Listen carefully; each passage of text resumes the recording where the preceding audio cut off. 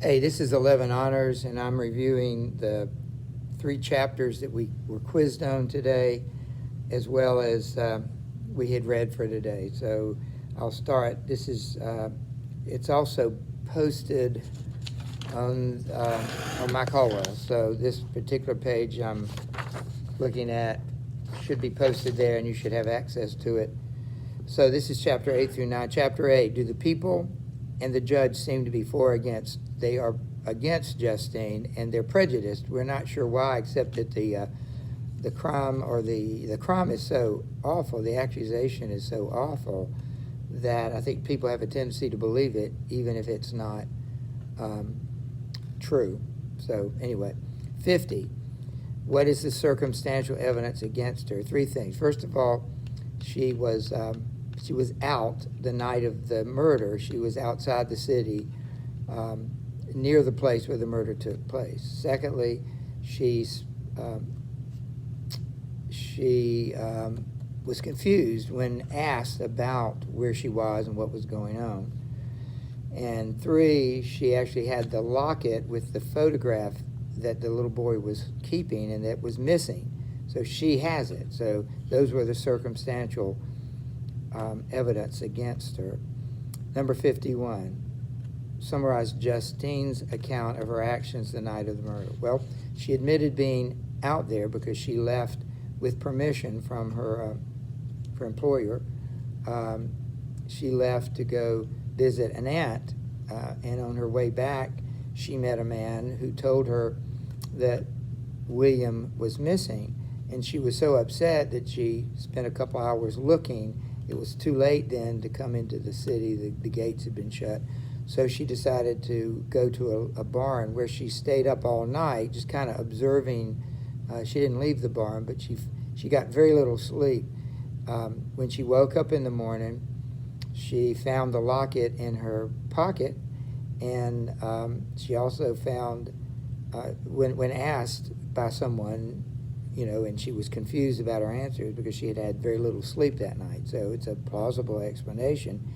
Of course, she doesn't know, 52, what is her explanation of how she came in possession of the picture, and she doesn't have an answer for that. She doesn't know how it got there, which is, on the surface, suspicious.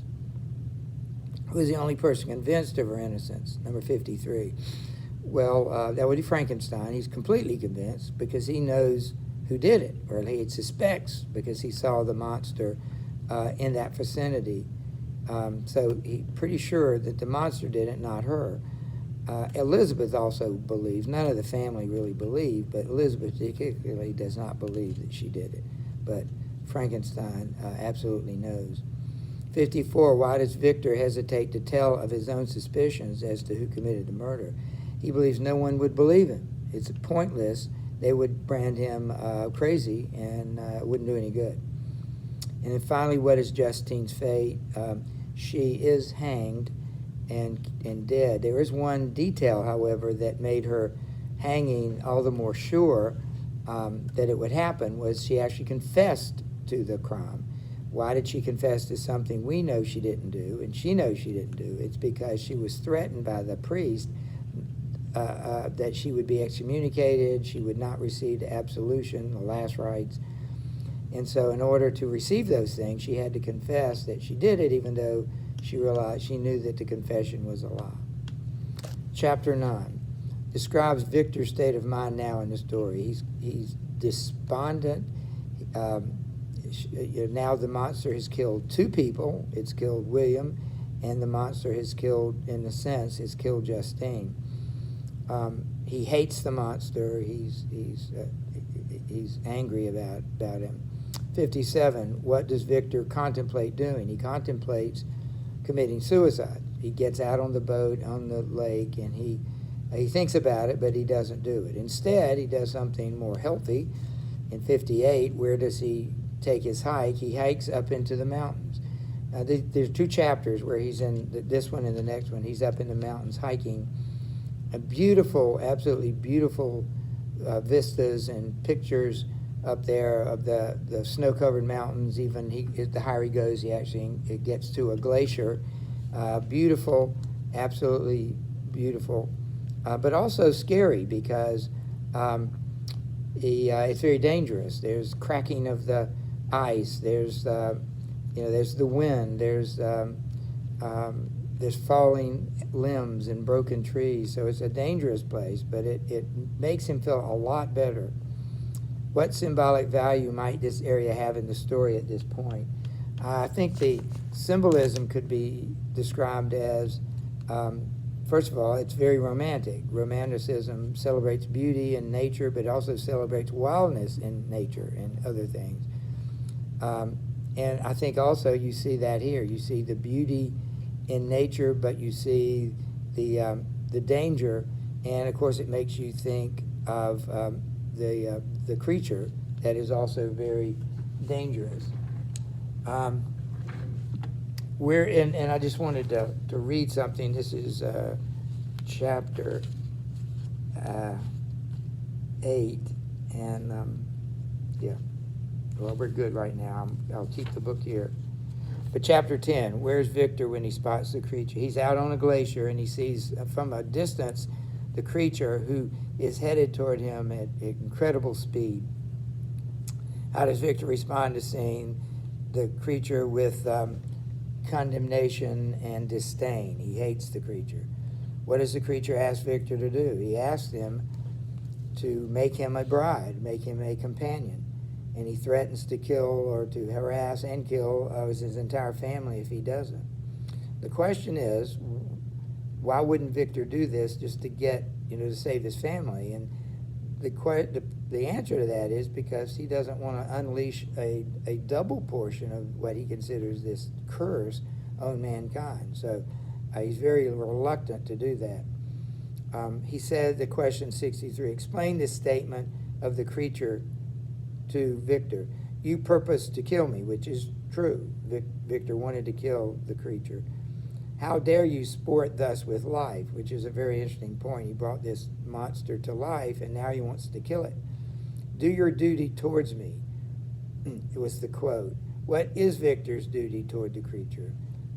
We talked about this in class, and it was originally, if he was going to bring life into the world, he had to provide for this life.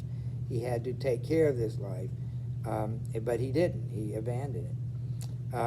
64, explain this statement of the creatures. Remember that I am thy creature. I ought to be thy Adam, but I am rather the fallen angel, whom thou drivest from joy for no misdeed. Interesting comparison, he's like Adam, or he should have been like Adam, who also fell from grace, but God didn't reject him. He took care of him. They clothed him, and he was still a constant factor in his life, relationship, instead of the fallen angel who God exiled out of heaven, and he feels like he is more the devil than Adam. Where does he go at the end of the chapter? He follows the creature to his hut, where he hears, we haven't read this part yet, where he hears his explanation of what's been happening. One thing that you might want to do with these chapters is they're numbered but not titled. And so this chapter 10, in order to remember what happens in it, I said Frankenstein meets the monster, or I wrote the words, the hike. Early in the chapter, it says that all that's happening before him with the thunder and the avalanche and the cracking of the ice and the falling of the trees and everything that he sees is the silent working of immutable laws. In other words, the unchangeable laws of nature are at work before him. And I just pointed out that Victor transgressed one of those laws. Like Eve, he wanted to know too much, and in wanting to know too much, he discovered of course this is all absurd, but he discovered the ability to create life. And so he transgressed that law, therefore he will have to suffer the consequences as he is doing. And I was just looking to see if there's anything else here that, and I think I've probably covered this, so I think we're good to go. We will, I've assigned chapters 11 through 14 for Monday in Frankenstein. I hope this is helpful.